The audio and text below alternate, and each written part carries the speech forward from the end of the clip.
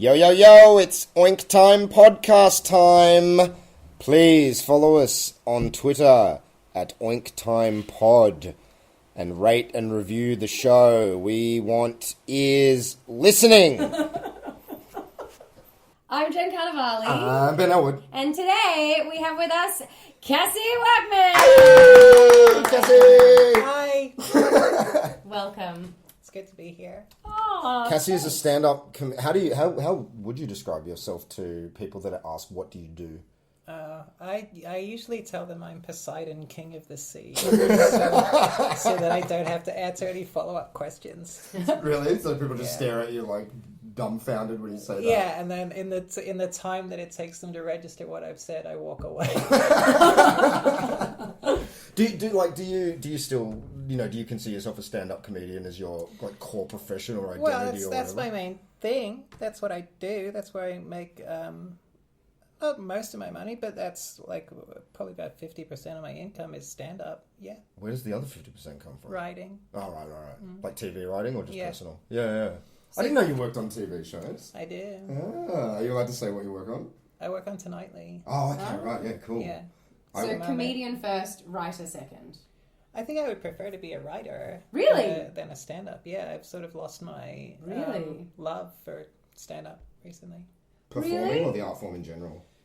Yeah, the art form in general. And performing has become really exhausting. So, Do you think it's just a wave though? Because like Ben has just gotten back into stand-up after taking a pretty substantial break. I was gigging here and there, if it was a fun one with friends or whatever, but I took a good year and a half off. Yeah, and he hated it. Even when I'd try and talk to him about it, I'd be like, I don't want to hear about it. Up until about 3 months ago. Yeah, I was lying in bed one night thinking about it. Like, is it, are you not doing it because you're afraid, or is it just genuinely something you feel like you're done with? I'm not asking you that. I was asking myself that. Right. And I hit this point where I was like, for a good portion of time, I could not envision myself ever getting on stage ever again. Like, the idea of doing it was just no. And then, I don't know, something flipped a couple of months ago, and it was, I don't know. But I know what you mean. Like, I don't have a lot of love for the art form. But do you feel like it could be a wave? Because I feel like with Ben, even though you said you hated it, having known you for ages, I felt like it was a bit of a wave. Like, I felt like it was like, the undertone was, and maybe like 3 months I might do it again. Or do you just feel like you've got a growing disinterest that's not? Well, when you're in a wave, you don't know that you're in a wave. Maybe because it's just part of your personality, Benny. No, it's easier. No, but it is easier for your friends and the people that know you to see if you're in a phase. Oh, yeah, to be like, Cassie, you're in a wave. Yeah, definitely. Yeah, that's true. So at the moment, I feel like, I could quite happily leave stand-up behind, and that would be fine. If I had things to go on to, like if I had writing or presenting or acting or whatever. Really? But I can also see a situation where I would go back. Can you nail it down yet? Like what it is you don't like about the film? It's very hard to transition in the public eye, and I'm finding that pressure too much. On stage for stand-up specifically. Yeah, and to be sort of, to be walking around during the day and having people look at you is one thing, but then to go on stage at night and have to address that, it's exhausting. And I just don't think I have the energy for it anymore. The last set that we did together, you acknowledge it straight off the bat and you have a bit of material about it. Does it annoy you that you... Like, do you... Oh, hang on. Let me step back a bit. Do you feel like you have to write material about it? I feel like certain responsibilities. I feel responsibilities to people who don't know. That's hard. That I need to tell them something or else they're going to be distracted. And I also feel a responsibility to my community to be visible and to represent and to do something to sort of move things forward. And that's quite a lot of pressure to put on yourself while you're going through something. Oh, and make no mistake, it's pressure that I've put on myself. It's absolutely but it is my fault. But you've never been a person that ever put pressure on yourself, Cassie. It's not your fault in that as soon as you go through some things or you make some changes or you... there are some things you can't escape.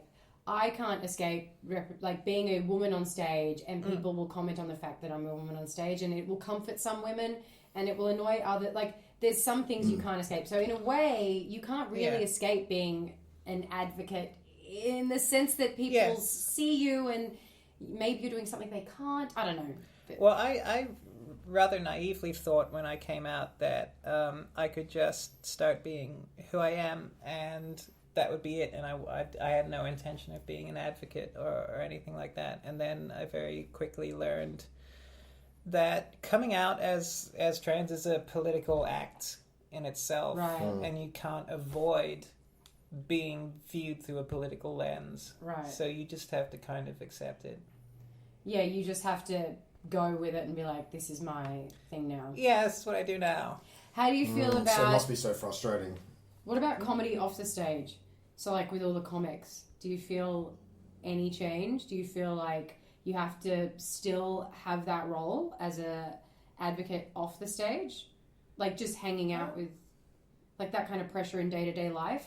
I feel like I'm wording this really badly. No. Like, do you know what I'm trying to say? No, it's just there's so much baggage with these conversations because I think everyone gets so afraid of saying the wrong thing or saying something insensitive that I think everyone examines their words way too much and it ends up coming out all stilted and weird, maybe, which ends up yeah. becoming a self-fulfilling prophecy where it's just something that should be discussed, openly. I feel like there's so many people that are afraid of being curious, but at the same time, from your perspective, I feel like if I was in your position, I would hit a point where I was just frustrated with people's curiosity, where it's just like, I just want to be me and live my life. Or go inwards. Without having to constantly fucking That's update a people on recurring where I'm theme. at. That's a recurring theme that Yeah. you see in the community of like people just becoming exhausted with being the educators. But on the same token, it's really important to explain what's going on to people so that they know, like, if we want to get acceptance in the community, then we have to be educators.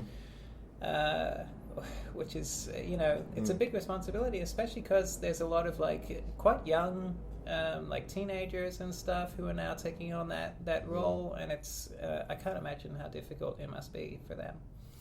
Yeah, I can't, like, I'm not equating these two things at all, but there was the O.J. Simpson documentary from a few years ago. Go on.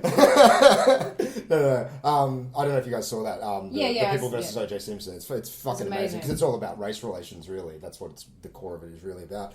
But in one of the early episodes, before he wigs out and does the terrible thing, there's a whole kind of there was a push on O.J. to represent as a black man, as a black athlete, and he kept saying, I don't want to be black, I want to be OJ. Yeah. And there was a lot of criticism within that documentary of like, but I feel like, isn't that the ultimate goal and the outcome for all people is to not be pigeonholed into this is who you are, but it's just that's utopian.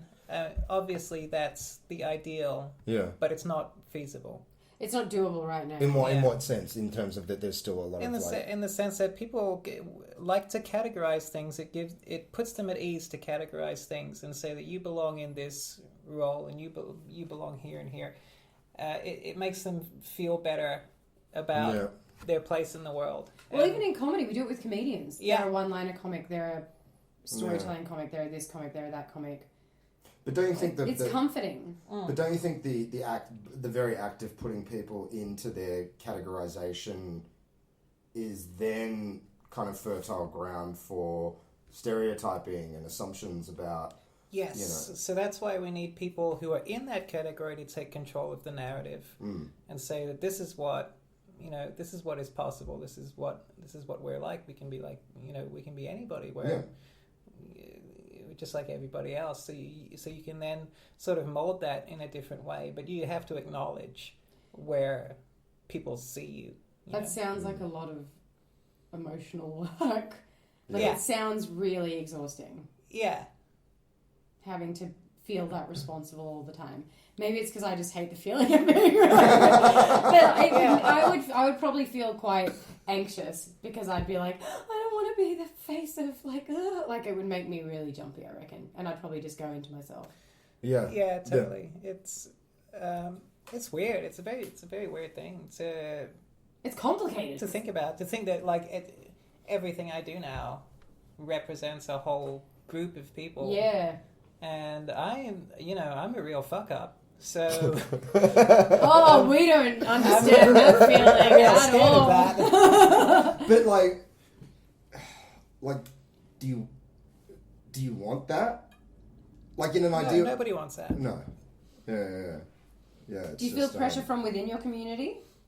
No, not particularly. But I feel like if I misrepresented my community, then I feel like that would be pretty bad. Yeah, it would be like a thing to carry. Yeah.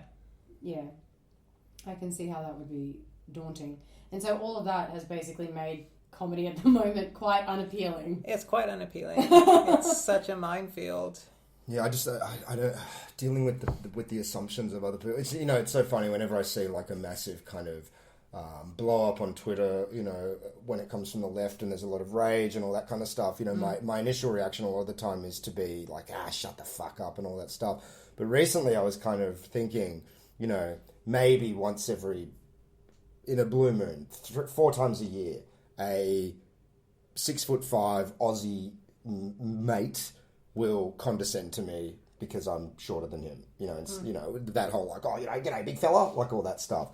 And I feel like I'm having a fucking aneurysm. It's like, don't you fucking dare speak to me like that. How dare you condescend me? Yeah. And then to think, well, that happens to me 3 or 4 times a year.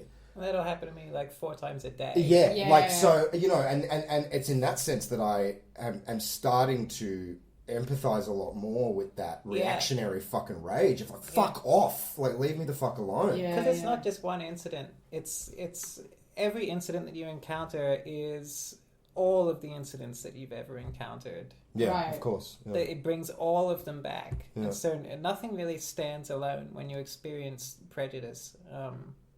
And like I sort of didn't understand the idea of safe spaces. And I thought, as many people did, that it was just kind of a sort of cowardly thing that we have on the left, until I walked down the fucking street dressed as a woman, and then suddenly I was like, oh shit, I've been an idiot. I was totally wrong with I would give anything for a place where I felt safe. Yeah, right. So you just can't comprehend having no safe place until you're in that situation. Do you feel like that now? Do you feel like there are safe spaces for you? Yeah, there are certainly spaces that are safer. I don't want to keep it within the realm of comedy, but because you this conversation sort of started by you saying that it's no longer appealing. Do you feel like there are safe spaces within comedy for you? I feel very at home in a green room. I don't feel like anybody is particularly, like ignorant or aggressive or... Ellwood and I were talking about this because like a few articles have come out about basically comedians not being nice to each other and that kind of stuff. And I have to say, like, I've done some really fucked things in the past, and I've also seen a lot of things. I've had a lot of friends go through things. And we were saying it feels like the one community where no one gives a shit. Like, people are like, are you okay? Like, mentally? That's like the main check-in. Yeah. Someone says yes. People seem to care very little about anything else. Yeah. But, like, in a really nice way, which I feel like people don't acknowledge enough, if that makes sense. I feel it's like a... Yeah, I think a lot of the cliche that exists around... how evil the comedy community is maybe a throwback to how it was, in the 80s 20, 30 years ago. Yeah. I agree. Yeah, like I've never felt... I mean, I and obviously I have, I'm a straight white guy, so it's easy to be accepted. But, I'm also got my issues. And, I tend to rant and rave and carry on. And I've felt very excluded at jobs or other places, but I've never felt that in comedy. Yeah, I feel excluded on the bus. I feel excluded in line at Subway. I feel I feel excluded in heaps of places, but I never feel excluded in comedy. No. And I've never felt threatened. I've never felt unsafe. I've never felt excluded in comedy. Well, that's nice to hear. That's what you and I were saying the other day. That like really, the only way you're going to be excluded in comedy is if you're not funny. Yeah, that's the only thing people care about. That's the only bar. It doesn't actually matter, where you're from or who you are. Nothing else matters. Ben and I were joking about it because my ex did comedy, and when we'd broken up and we'd both like been with other people, his initial reaction was nothing. Like, didn't care about anything. He just went, but that guy's not fucking funny. Like that was the only that's concern. about right. Like didn't give a shit about age. That sounds like us. Yeah, it's just like that. It's like nothing else matters. Like he's not that funny. And I was like, really? This is really. But it's a real shame because I mean you get the twice a year or 3 times a year article that comes out demonizing comedy, and it's like from someone you've never heard of. Someone we never heard of, Yeah. or did comedy 20 years ago when it was like that. When it was like that, exactly. I mean, it was even. I feel like that was kind of petering off when I started 12 years ago. There was kind of still a bit of grossness. Oh, if you go out to regional parts of Queensland, absolutely, you're gonna find people who are still killing it doing Asian accents, but you're not gonna see them in Sydney. In like Redfern in a theatre. I won't name who it was, but back in this is way back, about 10 years ago, a quite prominent Australian comedian used to get up and do a bit about how Asians can't drive because they have no peripheral vision because their eyes are shaped differently. Right. Genius. Yeah, it's a good premise. And he would just destroy with this bit every time. And then one night we're all drinking and we're all sitting around and I was like, man, that bit's a bit on the nose. I mean, if nothing else, it's just hack. Like, come on. Yeah, sure. And he loses it, and like verbatim, this is what he said. He goes, I'm fucking sick of everyone telling me that bit's racist. It's not racist. Goose can't drive. That's not racist. It's just true. It's so bad. But that kind of sums it up. It's just like, it's so ingrained in you. You don't even see that statement as absurd. It's such an absurd statement. Yeah. Do you think your politics has changed a lot or a little since you came out? I think my politics has remained pretty much the same. I may have gotten a broader and deeper understanding of certain things, and I may have had I have more lived experience of different issues now. But I think I could always sort of see. Where people were coming from when they were talking about left-wing issues and social justice issues. But now I'm just sort of in it. Yeah. The difference from intellectualizing it to having to experience it in 5 minutes. Yeah. Which is you've hit the nail on the head really, because if you're trying to explain to people why they should be more compassionate, you can't explain it to them intellectually. You have to explain it to them through experience that, they have to have experience of it. Yeah. Which is very, very hard to deliver. Yeah, and also humans aren't great at. We're not good at it. Yeah, we're just not. We're not really that good at shared it. empathy or... No, I think people can empathise, but I think we have less of an understanding of some of our neighbours' experience than we think we do. So, there's been lots of times where... And I actually like being a female who does comedy. I've had bad experiences, but for the most part it's been awesome. I feel really safe. I've had great times. But there's been more than one occasion where I'm chatting with male comics, a group of them, and I'll say something where they're all like, yeah, but that doesn't happen to you. And I'm like, but you know this because we've talked about this where you can intellectualize it, but unless you are sort of in something, it's really hard to I guess not get the gravity of it, but to see it as real as it is. You can intellectualize it and go, yeah, some, women go through this, but that's different to going, oh, yeah, you went through this. Yeah, it's really interesting. Recently I went online and I did it was like a questionnaire, or a check your privilege questionnaire, and it was predominantly about colour. And by the end of the 30 questions, it was stuff like, if someone compliments you, can you be assured that it has nothing to do with your race? If you don't get a job, can you be assured it has nothing to do with your race?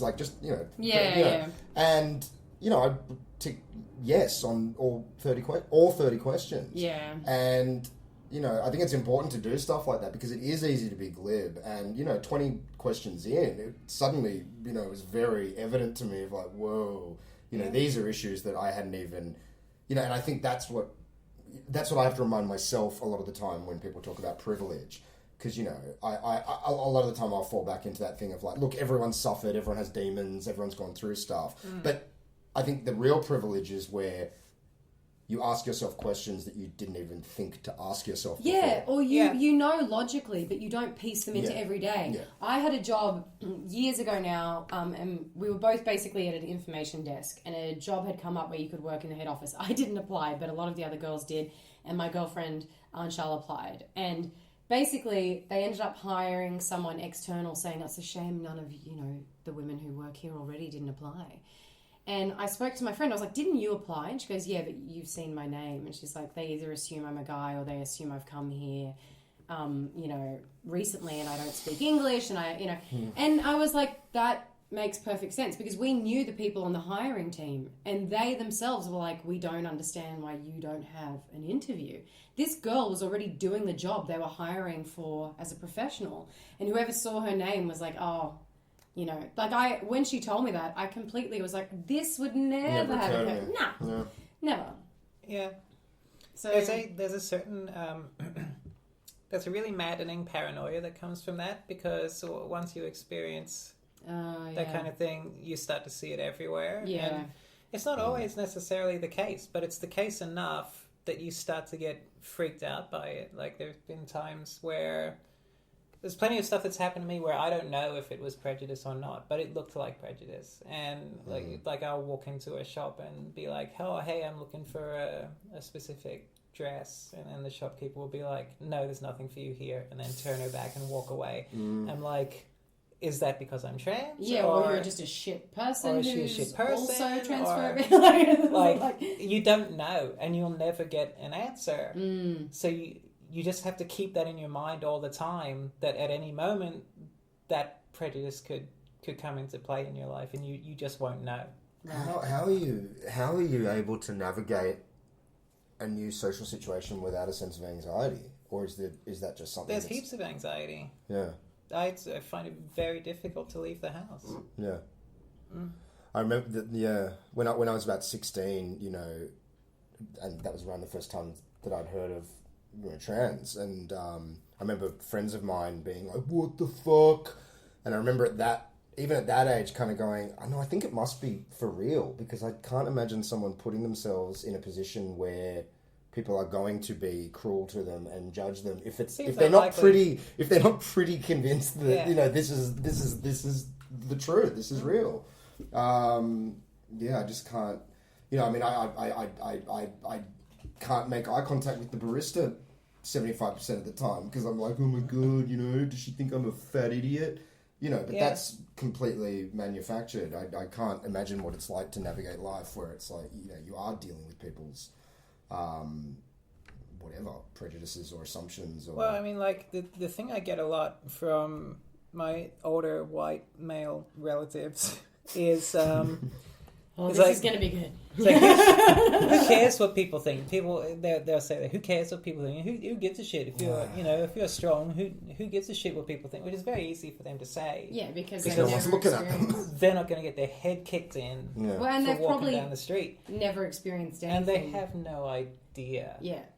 Especially if they're older white men who've grown up in Australia. They probably haven't been. Oh, yeah, well, I'm strong. I've never experienced any form of oppression or just because I'm 7 foot tall. I'm here. I got here all right. So. Yeah. Just because I'm 7 foot, 120 kgs. And look like a boxer. They don't know what it's like to be frightened. Yeah. Well, Ben and I had this experience, which was like minor, but we were in the car and we were driving down Newtown, King Street, and a guy stopped in front of us and the traffic was building up and he had to get to his bus and I was giving him a lift. And Ben screamed out the window. And I said to him, I was like, if you weren't in the car, I would be really scared and I wouldn't say anything. Yeah, we sat there for about 30 seconds. I would never have I was said like, just honk. anything. I would never have honked. He was in a clearway and she wouldn't honk, I didn't want to honk. But again, it didn't occur to me that would be scary to tell a guy who stopped in the middle of the freeway to fucking move, mate. And Ben, stuck his head out. What happens if he gets out? Yeah, and he clocked Ben's face and then moved. But I was like, if you weren't here, this is not how this would go. Yeah. I would sit here for another 20 minutes and try and get out and then, go home. But that's the, as I said before, I think that's what I'm kind of, readjusting in my head, this idea of privilege, that is what I think is meant by privilege, not the thing that I was interpreting it as. In this sense that I'd always interpreted this like check your privilege thing as like, and I think there are some people on the very, very, very far left that do imply this notion that if you are a male, a straight male, that you have somehow been able to navigate your entire life without any issue. There is that fantasy, that that's myth. fucking bullshit. Yeah, of course it is. You know, like we were talking the other day. There was someone had sent out a tweet. You know, if I'm walking down the wrong side of the footpath and a white male's walking towards me, I will not get out of his way. Yeah. And it's like, well, what if that seems unnecessary? What if that white male was, part of the Catholic Church? Or what if that, just visited his dying mother in hospital? What if they're disabled? What if they're Koori? They're what if it's a trans woman? Like, just on and on and on and on. It just, it's bottomless. And it's like, well, why don't you just not be a fuckhead to anyone? and then just gauge who they are as an individual. I don't think this is a problem that we can solve with more aggression. No. And you're talking to Ellwood, though. No, but I'm not. I've never been in a fight in my life. I'll rant and rave, but physical violence and being a cunt to people, it's like, man, like... It's just a personality. And again, it's like this thing of like the way to fight bigotry and oppression and putting people in boxes is not to be a bigot and an oppressor and put someone in a box and assume that they've somehow have never suffered a day in their life because they're the most privileged person in the world. That's not to say that they're not more privileged than other people. Yeah, yes. but you don't know what's you happening don't know in what the someone's fuck life. is going on in anyone's life. Or going on Like, exactly. Yeah, they could be dealing with who they are or what, they might not be the happiest. Very few people walk through life on clouds. No, life is a fucking... Most people have some shit going on. It's sharp edges for all of us, And if you want people to change, the last thing you should be doing is trying to alienate them and trying to other them. Yeah. You need to include people who you want to change so they feel like they're a part of something. And also because then you have common ground. As soon as you're like, oh, you're a piece of shit who doesn't understand, as soon as you're the other, you're like, yeah, you're right, you're different to me and we will never understand. Like you're pointing out the stuff instead of like, we're both built of the same shit. And it shouldn't be both exactly the same. And it shouldn't be naff to say. Unfortunately, it is. But, there is... The things that we have in common far exceed the things that separate us. At the end of the day... we're all the same species. We're all the same species, and everyone just wants to be loved, and everyone's terrified, and everyone's going through existential dread, and all this stuff. We're all hurtling through space on a dying rock. Exactly. We're all like naked monkeys. Can't we just hug and get it over with? No, exactly. And so much of it comes from fear and so much of the bigotry and everything and self-hate. I think a lot of it I agree comes from people hating themselves and it's a much easier vehicle to just say you hate that person because of A, B, C, D than have to acknowledge your own shit. When it's a lot of the time that people hate a thing that they identify in themselves. The most rampant homophobes are dealing with a thought in their head that they can't square. You try it on like a garment. You see people walk down the street and you try on their life like a garment subconsciously, and some of those garments will make you feel icky, and then you'll hate that person for wearing that garment. That's how I sort of think of it. Yeah, there's like all these studies though about how that's one of the most dangerous ways of thinking. They say it's not hate, it's repulsion. Repulsion is is dangerous because it dehumanizes other people. So if you say you're repulsed, it's like, or using that kind of language or being like, that's disgusting, or that's this or that, and it can be anything. It's such dangerous language because you're taking away the humanity of the person and you're pushing them so far away from your own experience that that's when real crazy shit goes down. That's what we get. Yeah, is disgust. I imagine all the time. Yeah. The thing that I see the most on people's faces is disgust and fear. Do you think because they just can't comprehend? Or because they're just scared, or because they've never met anyone, or they're just We have this prevailing idea that all human civilization is based on the dichotomy of male and female, and how male and female interact with each other. And when you start to break down those binary roles, you're an anarchist. You're trying to upend society itself. They can't place you. And they find it very difficult to be cool with that, because I mean, like the thing that people say a lot is like, trans people are gonna try and trick you, and they're predators, and they're dangerous to children and all that kind of thing. So when you hate a trans person, if you have that idea in your head, when you hate a trans person, you're not being a bigot, you're being a hero, because you're protecting the vulnerable people in society from a predator. So if they believe that, then that justifies everything that they do. That they can do. I feel like it's part of a bigger thing too, which Ben and I were talking about earlier, about how as gender roles, as what we identified as traditional gender roles diminish, there's all this weird backlash happening because, you know, young men don't have, you know, people don't have the same clear-cut pathway they had before. They have decisions to make, and that in itself is scary. Questioning, you know, it's easier for someone to be like, I'm a man, I fucking do man things, and that's how I'm alive. Like, that's so easy. Yeah. And then if you reach 24 and all of a sudden you're like, oh, maybe I'm not a man. And maybe you are, you're just not the man that you thought you were. Yeah. That is confronting for people. Because it's like, they're just so built in. But my, like, chipper side thinks it's good, even though it probably feels fucking shit for you, Cassie. Because I feel like it's a really interesting time. Gender's being talked about more than ever before. Roles are being talked about more than ever before. You know, people, like, we forget this. I watched this doco. There's still countries where, like, you know, women lose their jobs if they fall pregnant because they're not married. You know, like, so I don't think it's good. I think what you go through, I don't actually know if I probably could cope, to be perfectly honest with you.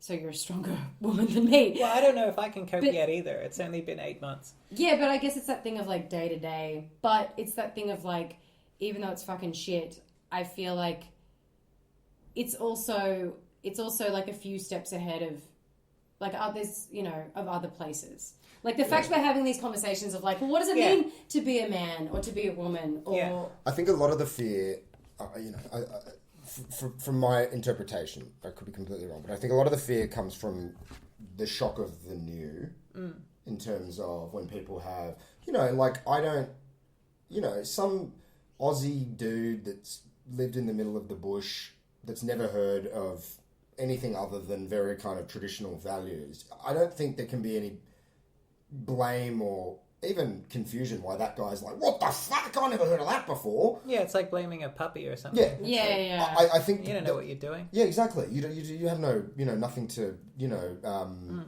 no previous knowledge to fall back on. And I think anything that has not been exposed to you, you know, would be strange. You know, if you'd never seen a bunny rabbit your entire life, and then the first time you're 25 you saw a bunny rabbit. To an extent. But I think you should also instinctively know how to respect another human being. Yeah, because that's the other thing. It's like a bunny rabbit's a different thing. A human is a human. It's our species. No, I'm not even going as far as to the point of the reaction. I'm saying, or the reaction towards the other person. I'm saying their initial reaction when confronted with something new. Yeah. I think what's great about it, all of this being very dominant in the culture at the moment is, I would assume the ultimate goal to get to with all of this stuff is just indifference. Yeah.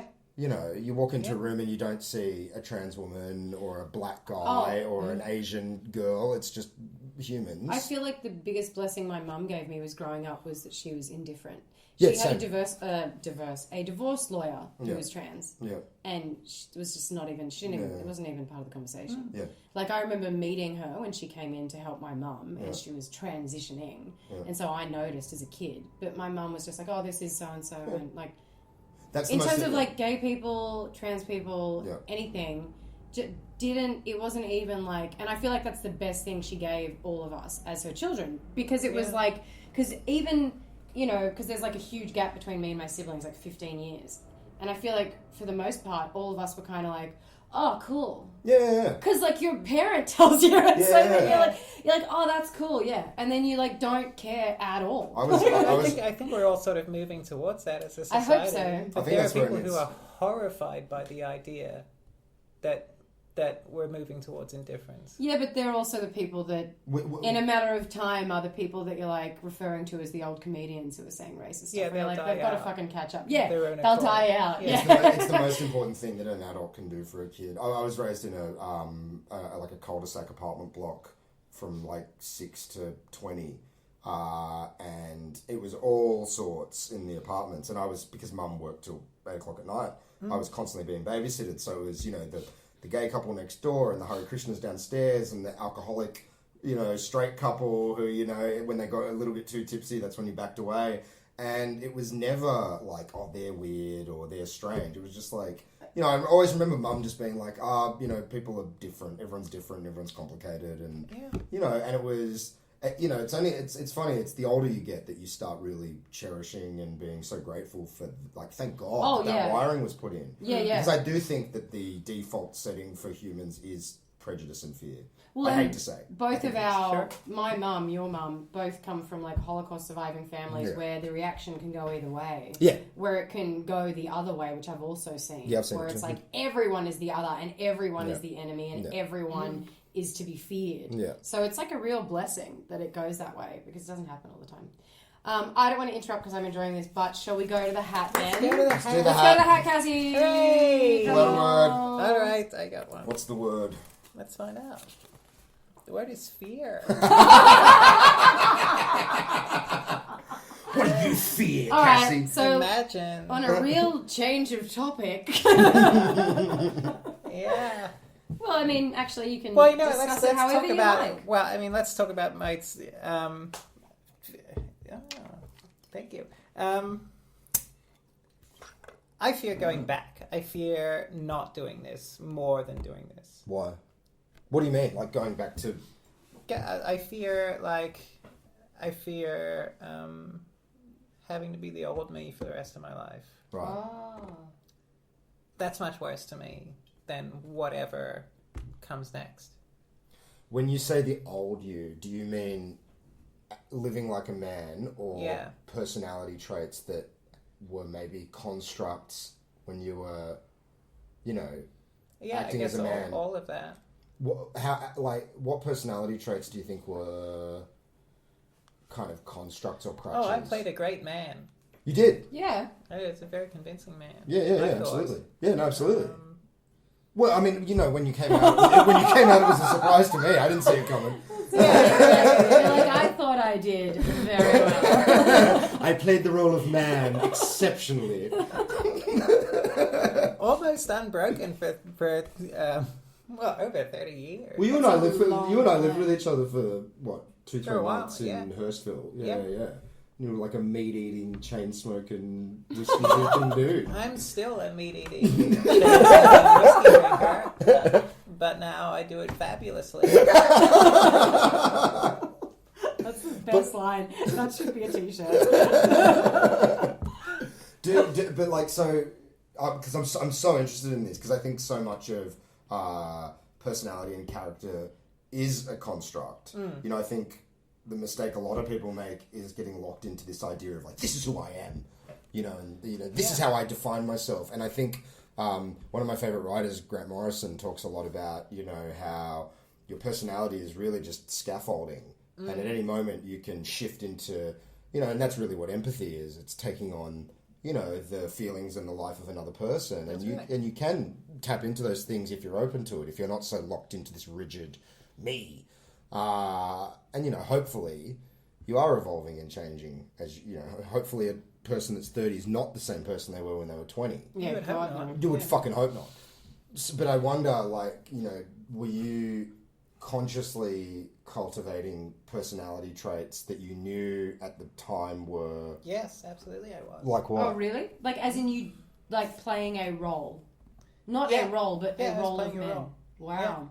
Yeah. I took cues from like male characters and male like celebrities and stuff, and I just mushed them all together into a manly man and just played that. I have to ask though, was that more exhausting than the hard stuff that's coming now? Because that to me feels like that would be tougher in the day to day. Yeah. It made me very, very miserable. And even though like I have way more problems now and life is way more difficult now, I'm much happier. Oh, and Which is so but ridiculous.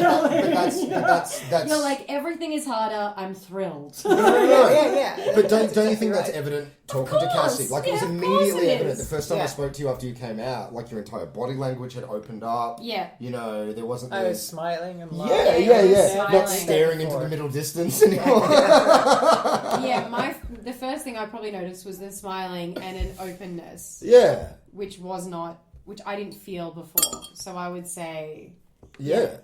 an openness and an energy of openness that I didn't experience before. Yeah. So while you have more problems, I don't want to word it like that, but difficult things Well, to there's go more. through. Yeah, well, I there's think more. that's fine to yeah, say. yeah, That's sure, they're all right. tough. Like, So while there might be more kind of like in the moment things to deal with, you feel like a sense of lightness that wasn't there before. Yeah, I feel like I've cast off a whole bunch of layers of pretense that didn't need to be there, and I can just react to things naturally, and I don't have to worry about how did that come across. Did I perform well enough? was that a thought you would have before? Yeah. Wow. So so it's not like you became the character to the point where you forgot you were playing a role. You were always. Oh no! I wish I could have forgotten. Hmm. That would have made things a lot easier. Yeah. Right. But you never do. You never do. You go home and you close the door and there's nobody around and you just cry. And that's it. And it's just that for your whole fucking life. So, it's... to hear people say things to me like, why can't you just be gay? Why couldn't you just keep going? Why couldn't you just, do this, and this? It's like, you don't understand. There is no way forward. Everybody will eventually run out of energy. Yeah. You have to make a change. Yeah. It's imperative. Also, being gay is not really... Yeah, it's not the same thing. Well, it's, why don't you just be a priest? Like, it's like, nothing to do with it. Yeah, it's a weird thing because people kind of think that... People think that this is a sexuality thing. It's why not. Why don't you just date a man and then you'll feel that's not how this works. Gender and sexuality are two very different things. Yeah. It's a strange way of trying to piece it together. I mean, I could understand how someone who didn't think about it very deeply would conflate those two things. Yeah, people don't talk about... It's a clumsy kind of ham-fisted, like, I got to fill the air with some kind of platitude, I'll just say that. I think as well, we underestimate how little people reflect on and examine their sexuality and sex life. Yes. Yeah. Because, people I don't even know that well, I'll hang out with and will talk to me and then be like, I don't talk to people. I haven't talked to my partner about this. I'm like, you've been together, 7 years. What do you mean you don't talk to them about it? Yeah. So it's something that people bury so deep in themselves. To see somebody else be comfortable is just like, well, why do you get to do that? When I can't even ask my boyfriend to, whatever their problem is, go down on me. And you're like, I have no idea how little people think about it until I started talking to them about this. And when it became necessary for me to talk about it, I had no idea that people didn't understand that your sexuality is not just who you are attracted to. It's also how you see yourself in that situation. Man, I love talking about this stuff. We've been talking about it. That's all we talk about. That's pretty much all we talk about. But I think I think a lot of this has to do with that initial crime, and I do think it's a psychic crime that is perpetuated on all people the moment they're spat out of their mum, is you are on a track. And if you are a bloke, you act like a larrikin for the first 25 years of your life, and then you find a woman that you can tolerate, and you shit out kids, and you get a mortgage. And if you're a lady, this is how you live. Also, and with and that's just Judeo-Christian Western. I was going to say, narrative. I feel like religion has a great deal to play in terms of shame and sexuality. Absolutely. But it's all kind of, and I don't think it's a grand conspiracy. These are just things that have kind of happened. It's just sort of how it happens. It just happens. You let these ideas loose, and they kind of all mash together and create a paradigm. You find something that sort of vaguely works, where people aren't so unhappy that they're killing themselves. Absolutely. In great numbers, and then but it's true. That's what it is. That's what sounds so when you're like, but it functions. I'm killing themselves in great numbers. Better or worse, it functions. That's right. And this is the thing with so many constructs, and this is the problem with fucking humans, that they can't shift their perspective. That was a very good construct for a time. It got it was cities necessary built. for a time. It got cities, it got everyone out of shitting in giant pits and, living in filth and squalor. And now we've built a society, but now it's time for that paradigm to move on. Well, but unfortunately, also just change is hard, though. That's the other thing. Change in terms of anything is difficult for some people. Because I'm in my comfort zone when things are changing. I like changing. I like things being different. I like being challenged. I like going into places that are unknown to me. Like I really thrive in that environment. And that's fine. That's how I'm built. There's heaps of shit I'm scared of that I hate. But there's also heaps of people that don't like change, to the point where there's people who will live in a house, in a flat that they fucking hate, where they're scared of their neighbour, and there's a dog that, you know, does something and a cat eats shit. Like, it's fucked. But they will stay there because the prospect of changing where they live is so daunting to them. And that's just a box in which they are living in. Do you know what I mean? Like, I'm aware. People are so petrified of that kind of stuff. Like, it's a challenge for people to face anything.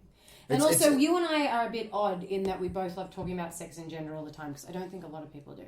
But both of us have experienced people talking to us about their relationships who won't talk to their partners, which means there's a little window there. There's a little button that people want to... Of course, but I think this is all anyone. Not specifically sex and gender, but what, you know, like there was a period of time where I was going on a lot of OkCupid dates. You know. And, oh yeah, I've been on OkCupid. I remember you telling me the other night about it. Eyes. That men are animals. Animals. Who knew? They're so gross. They're so gross. But I would go on these dates and, like, you know, I didn't realise, because I never dated in my 20s, you know, and all of a sudden I'm going on dates every week, and, you know, and apparently, you know, a bunch of women told me that I broke every rule, quote unquote, of going on dates, that there wasn't any small talk. It was immediately like, you life, do death, small talk and the universe. Like, let's talk about the you know. But it's We like, have never small talked. Yeah, but Benny doesn't small talk. what conversation is there other than the heavy shit? I don't want to talk about the weather, and I don't want to talk about Game of Thrones. Sure. I want to talk about what it's like to be alive, and is this crazy for you as well? Because it's pretty crazy for me. I love that kind of conversation, but I also see the place. I know an older woman whose life isn't very great, and her comfort zone is small talk. If you scratch the surface, it's too hard. So I see how there's heaps of people too where they're like, I don't want to friggin' delve into this. Having said that, on a date, that would have worked some wonders, Benny. Yeah, I bet you did. Anyone listening, don't let them tell you that you can't talk about certain things. I basically cried about my ex-girlfriend on every date I ever went on, and I got laid heaps. Oh, he's so sensitive. That is so fucked up. I would be so grossed out if they were like bawling about their ex-girlfriend. That and anyone who talks about their high school experience on a date. I'm like, I'm not into this. I'm not into it. Yeah, right? Yeah. I remember when I was like way younger, and this guy was in his 30s, and 10 minutes in, he's like, oh, he's in high school, and I was like, I'm out. I'm done. Just like that. Boom. How many dates have you been on, Cassie? I've been on no dates since I came out.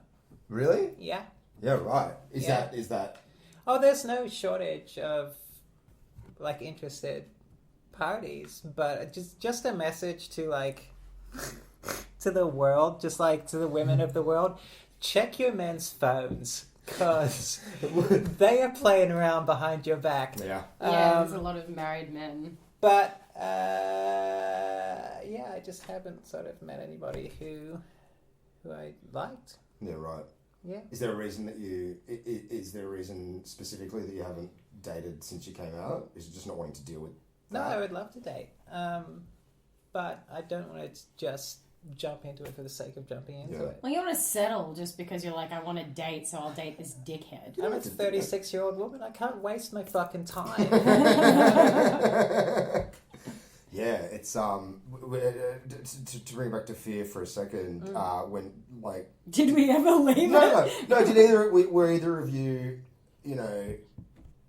Because for me, you know, when I'd come out of 2 long-term relationships that were basically tag team one straight into the other. So, you know, when I came out of it in 2015, I didn't know who the fuck I was really outside of, you know, being with someone. And because I'd never done all that dating in my 20s, it was terrifying to go out with people. Like, really fucking scary. I mean, it soon became not scary. It's interesting how it can quickly become very mundane and matter of fact. But yeah, there was a lot of fear to deal with around there. I had a few big relationships and I was single too, so similar. But I sort of made a decision where I was like, I'm going to be single and I'm going to just like look after myself for a while and figure out who I am. Oh, I remember. And then, we're not going into that. And then I made a decision where I was like, I'm going to figure out what I actually want in a partner, which I don't think I'd ever known myself well enough to before. And that's not a reflection on my past partners, because they were all lovely and worked at the time. But I like made some decisions where I was like, this is what I want, this is what I think I need, and what I can, like, and then I kind of looked for that. And so I didn't just date. And, like, I'd have people be like, do you want to go out? And I'd be like, no. And not being a dick, but being like, no, but because, we are not compatible in a way you think we're going to. Like, I just kind of knew what I wanted. And if that wasn't it, I wasn't interested in just sort of dating around for the sake of dating around. Yeah. I kind of had a, You had a clear idea for the first time ever, really. Yeah, it's so funny. I don't think I've ever had less of a clear idea. I would agree with you. For you. Yeah, well, right now I just want my own space. Let's be honest, about 20 minutes ago he was screaming, I just want to be alone! Like, I didn't ask. He just started screaming that. So, I think that's where you're at, Ben. No. But I've always been like that. I No, you haven't. No. When I was in a fucked up death spiral of a codependent relationship, Before that, you were in another relationship where you were happy. No, not really. But anyway, no, I think it's only child syndrome. I love being alone. Yeah, I'm an only child too. Yeah. I like being alone. I really like it. But I like being alone, and I'm one of 5 children. Yeah, but you don't like being as...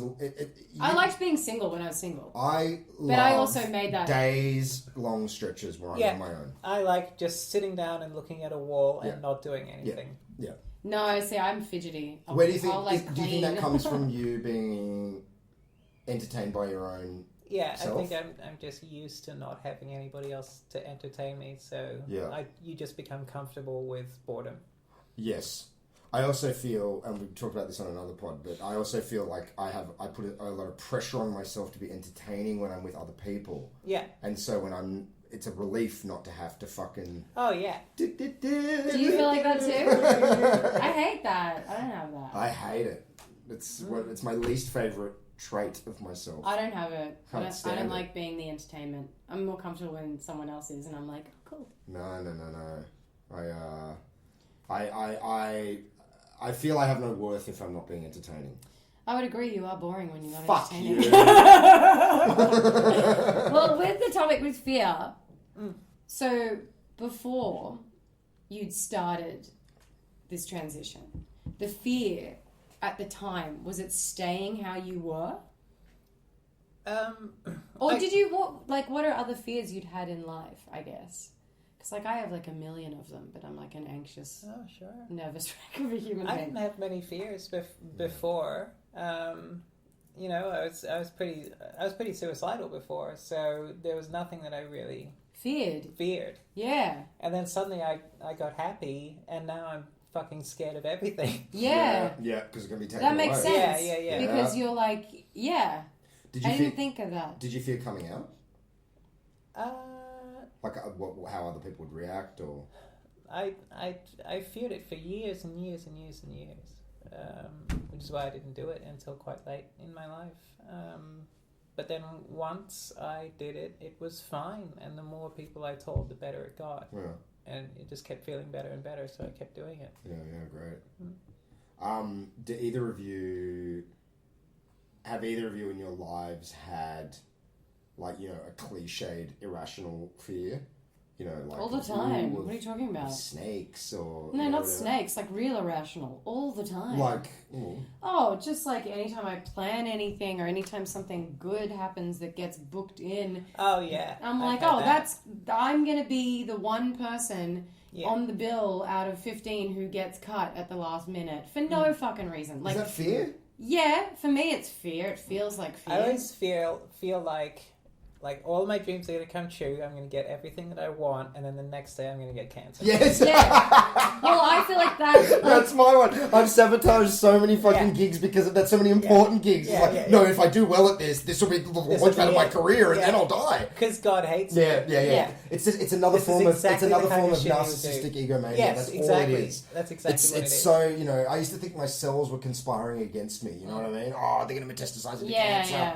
so fucking I have that kind of ludicrous. fear all the time about like getting sick or about something happening or about screwing up or about. I have a lot of fear about like going crazy because I have crazy in my genes. Oh, yeah. So I have that. I fear that. Real fear where like one time, actually we talked about this, Cassie. One time a while ago, I don't remember the word now. It's not PMS. It's like PMS on steroids. And I'm not. PT.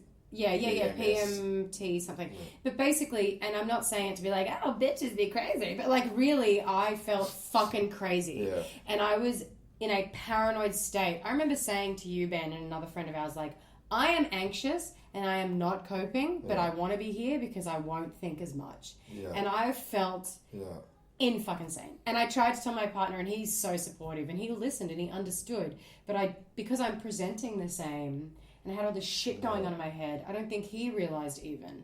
And so, and then when it ended and I was okay, and I sort of identified it for what it was months later, which is I think when we chatted about just the power of hormones on your brain. Yeah. I sort of felt comforted because I was like, okay, I can figure out that this is what it was.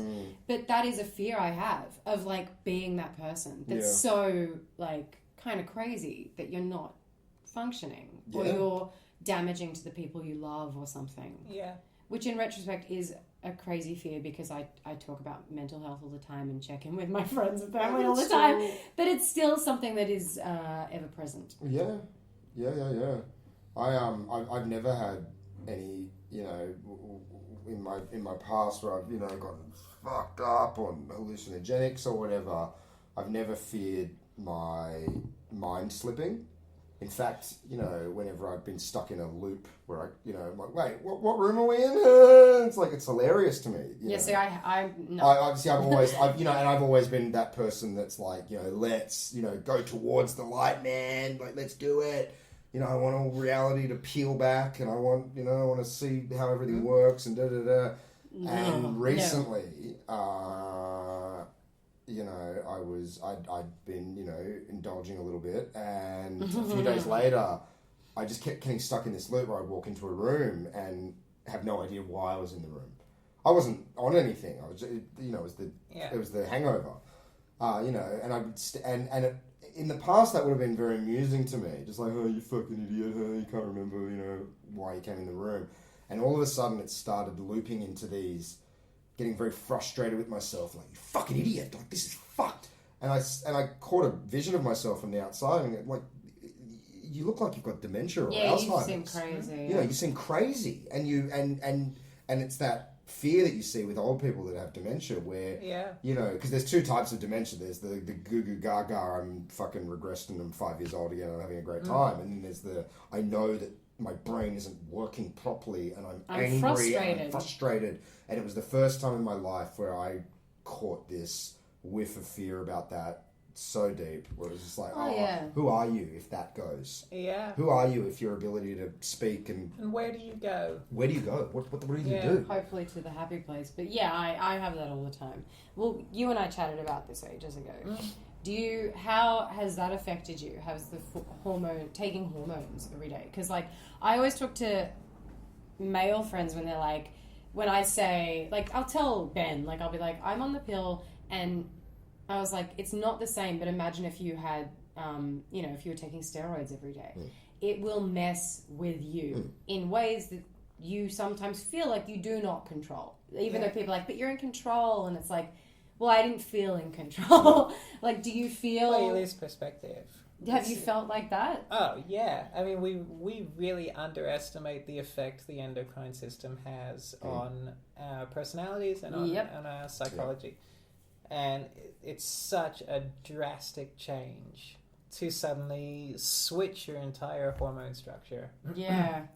And there are times when I don't know why. Maybe I'm not taking my pills at the right time, or maybe I missed a dose and I forgot, or maybe I ate something and it's having more of an effect than usual. But I do go up and down. I do have sort of like something resembling a cycle, and there are times when I'm just fucking mental. Yeah. When I'm crying for no reason, or I'm yelling at my friends over tiny little things, or I just can't cope with, I drop something and I can't cope with it. Like, but most of the time it's fine. Yeah.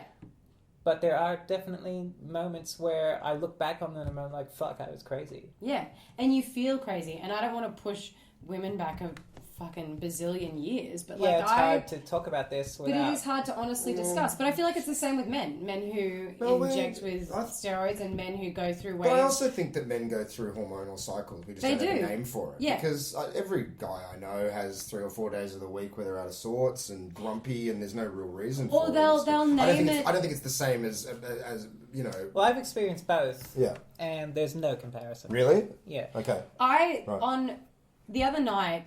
I don't know. I was like, I'm hormonal now to the point where Ben came over and said some fucking nasty shit, and I almost started crying. No, it was actually a partner that said the nasty shit. No, Chris didn't say anything. You said something. What did I say? And then you go, I'm saying what you can't to Chris. Oh, yeah. And I fucking hated Ben. But the point is, the other night, I was like upset and I was like crying for no reason. And I just wanted Chris to say sorry to me and he hadn't done anything. And I was like, I just need you to say sorry and give me a hug. And he was like, sorry. And he was like, I love you and I'm sorry and I'll hug you. And I was like, that's all I wanted. Absolutely. The next day I was like, but he knows. I'm like, I feel crazy from feeling. That's one of the crazy things that like I gotta stop using the word crazy, but it's no, but you feel that way, and you're allowed to own how you feel. That it's like there are people in my life now who can hurt me really deeply. Yeah. That they wouldn't have been able to before. Like, also, that feels like a big change. Yeah.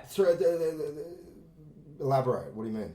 Like before, somebody might have said something mean to me, and I'm like, "Oh, fuck you," and you just get on with your life. You let go of it. You let go of it, but now it's like things cut a lot deeper than they used to. Right, and do you think that's hormonal? I think it's mostly hormonal. Wow. It's also situational. Right. But it's mostly hormonal. Wow. I think. Wow. Do you guys get like a lot of the time if I get say I wake up out of sorts and I'm whatever sad or you definitely have waves of hormonal emotions. But I it's very hard for me to be like, chill out, man. You're just feeling sad today. My head is immediately just like, oh well, I guess this is just me now. I'll never be able to access happiness again. And it's just like, how many times do you need to do this to yourself before you go, it's fine.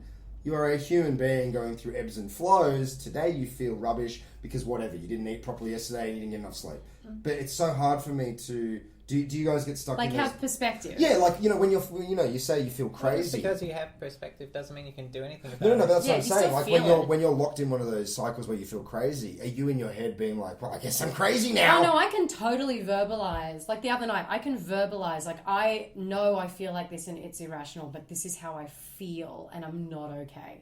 And so I can acknowledge that tomorrow in a minute, I might feel better. But I don't know, and that's the part that's a bit scary. But I feel like it'll feel better because it has in the past, and right now I feel like this, and if it seems fucking crazy, this is still how I feel, and this is still what I need. So it's you can say it's a feeling, it's not how I am.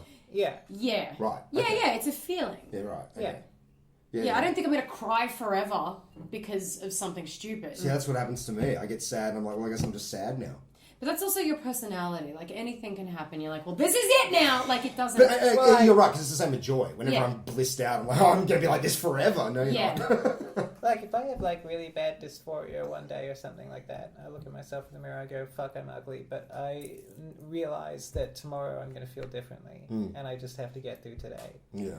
It's the same thing with, a lot of my emotional reactions. Is like, I know that I'll get through this. It'll be different tomorrow. I'll have great days again. Mm-hmm. Do you practice mindfulness? No, meditate or anything? Not deliberately. Yeah. But that's what it is. It's like, they fancy it up and made it very popular with the mindfulness stuff. But that's essentially what it is acknowledging that something will pass and being okay with it. And then you're able to do... Because the hardest thing is when you fight something. It's like you're saying that when we showed you the word fear, and you're like, the initial feeling is fear and going back to how you were. Yeah. And I imagine... For me, when you're fighting anything, it's way harder than just sitting in something. It's way easier for me to be like, I feel crazy, I don't know why, I hope this passes, this is what I need, than me going, I'm fine, everything's fine. And trying to stamp stuff down. It's way easier to just be like, look, I feel a bit shit and I don't know why, and it'll be okay. Yeah, I often feel like, there's, it's like Herman's head. You've got a committee in your brain at all Great times. show. Can't believe it got cancelled. Great concept. But, there's like, 10, 20, infinite number of, guys and girls in your head, all with their own fucking agenda or their own opinion. It's almost like a kind of controlled schizophrenia. But I've found in my life, whenever there's a voice that needs to be heard, like you were saying, the more you're like, no, it's fine. That voice will just get louder. Yeah. Because it's basically saying, fucking acknowledge me. Yeah. I'm real. And the moment you acknowledge it, it assimilates back in with all the others and, whatever, the dominant voice can come out. But it's so interesting. The only one that I'm able to talk myself down from is like when I'm flipping out with rage. That's the only one I know in the moment will pass. Because I've worked a long time to not be that guy who's in the middle of the street yelling in people's faces. Yeah. So through a concerted effort. But, all those other ones, the sadness and the depression and the joy and everything, it's like it just becomes all encompassing and very hard to kind of know that it's ebbs and flows. Yeah. That it's going to pass. Yeah, that makes sense. Yeah. I think. I think we've been going for a while. Oh, yeah. Before we wrap this up, are there any, do you remember what you were scared of when you were a little kid before you had any kind of, real rationality? Well, were there any, crazy fears of ghosts and demons or... Oh, I was very scared of ghosts. Yeah? Yeah. Absolutely, I was scared of ghosts. Are you still scared of ghosts? No, not I'm scared now. I wasn't as a kid. Are you? Oh, I get freaked out by stuff like that. I listen to too many murder podcasts and things, and I can't be at home. I was so scared of murders. Alone in the dark for too long. I was so scared of murders. I think me having a TV in my room when I got a TV in my room when I was 7 years old. I think that was the worst thing that ever happened to my psychology because I reckon I saw so much stuff that unmonitored. left an imprint. Yeah. Until I was 25, I was pathologically afraid of fish. Really? Yeah, if I walked past a fishmonger's, I would freak the fuck. What did you think that they would do to you? I think I saw Jaws really young, and I think that, and also... And you interpreted the shark as a fish. You know what it is? I put this down... Well, a shark is a fish. A goldfish? No, I was fine with goldfish. It was just the dead eyes of fish. No, when I was very young, two of my most profound memories, when I was 3 years old, after my parents split up, Mum scooped me up and took me for 10 months around Europe. I think it was just her way of getting the fuck out of a terrible situation. And apparently my family begged her not to take a 3-year-old with her, and she was like, oh, fuck you, I'll take him. And so we went all around Europe and Israel and America. And I remember very little of it, but I have two distinct memories. I was very afraid of Monstro the whale from Pinocchio. Yeah. And there's a ride in Disneyland called the Storybook Riverboat Cruise. Yes. Do you remember this ride? I don't remember. I know of it. So you sit on a paddle boat and you go through a miniature version of all the castles and Geppetto's workshop and all this stuff. Mm-hmm. And then all of a sudden an animatronic Jiminy the Cricket is waving a sign going, danger, Monstro, right ahead. And I start screaming at the top of my lungs. And then this giant fiberglass Monstro the whale goes out of the water and swallows the boat. And I still remember the lining of its ribs and all that, and the spinal cord along the top. And 2 days later, it was before Universal... 2 days later, before Universal Studios burnt... And Mum's a fucking idiot. She took me to Universal Studios. We went on the back lot tour. And we're on a track, and it goes into a lake. And there's a guy in a fishing boat. And he goes, oh, they say there's a shark around here. They call him Jaws. And all of a sudden, his fishing line goes real taut. He goes underwater, and blood just starts shooting out of the water. And again, yeah. And then this animatronic shark is slamming itself against the side of the cart, trying to eat you. And I think, I guess that is. Some would say pathological fear of fish. it's left a print. But but it's that irrational fear that you have as a kid, where you're lying in bed and it's like, oh my god, maybe the carpet's turned to water. And I'll put my foot in the water and there'll be fish. What can I do to make my fear real? Yeah. Yeah. Before you've got that kind of... How would things have to change for this to be... To happen. To happen. Yeah. And then you just change them. And it is that real egocentric thing again, because when you're a kid... No, but you're a kid. Yeah, of course. But it is that thing of the world is conspiring to, get me specifically. But was there anything like that for you? Ghosts? Ghosts? Yeah, there's ghosts. I thought that there was like an old lady that lived under my bed at night, and then in the morning I would always check under my bed to see where she was, and she wasn't there. And I was like, well, she's probably just gone shopping. You can't live under a bed without supplies. I never saw her come home, but I knew that she would always come home by night, so she could just creep me out. Did you have anything like that? No, I had like really weird, to be honest, the fears I had was like the traumatizing things for me is one time my little sister, she was like 3 and we couldn't find her in a shopping centre, and the same thing happened to my little brother once. They're the biggest fears I had because I have a big family, and family was always around, and people were always around, and babies were always around, and it was always like that kind of stuff. But I was never that scared of ghosts or anything. But as I've gotten older, because I listen to so many podcasts, and now I have a rule with my partner where I'll be like, if he goes out at night, he's like, you're not allowed to listen to her. Because it's happened where he's gone to work and I've been home, and I've messaged him like, did you come home during the day? Because the pasta's gone.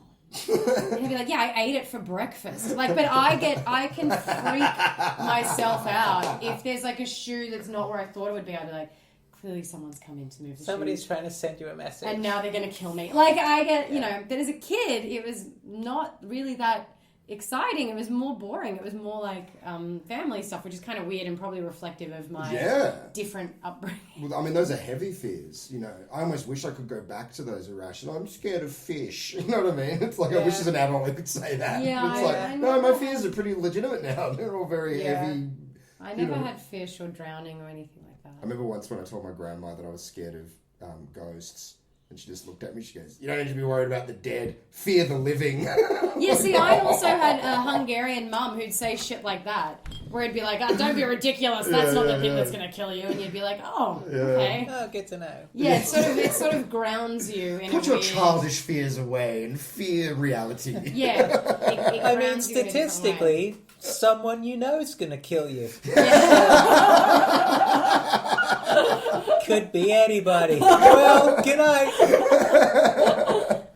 Oh man, that seems like a great place to leave this. Cassie, how can people, if you would like people to find you, how can they find you online? And if you would not like them to, then they don't need to. I like people to find me. I like people to find me on my fan page on Facebook, Cassie Workman, and on my Instagram at the Cassie Workman. Awesome. Check out Cassie Workman. Thank you so much. Are you doing a show for Sydney Festival? No. Okay, cool. All right, well, Cassie does gigs all around Sydney and Australia. So. Yay! Yay! Thanks, Cassie. That was the show. I'm Ben Ellwood, and I am on Twitter at BenEllwood11. Ellwood is with 2 L's. Please do not troll through my Twitter feed looking for evidence of what a horrible person I am. I'm Jen Carnovale.